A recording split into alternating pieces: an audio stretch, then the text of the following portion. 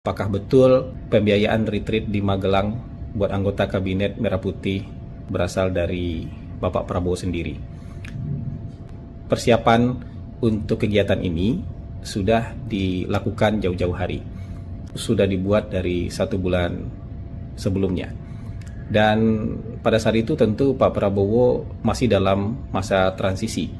Beliau tidak mungkin menggunakan dukungan dari Kementerian Pertahanan, karena ini bukan untuk kegiatan Kementerian Pertahanan.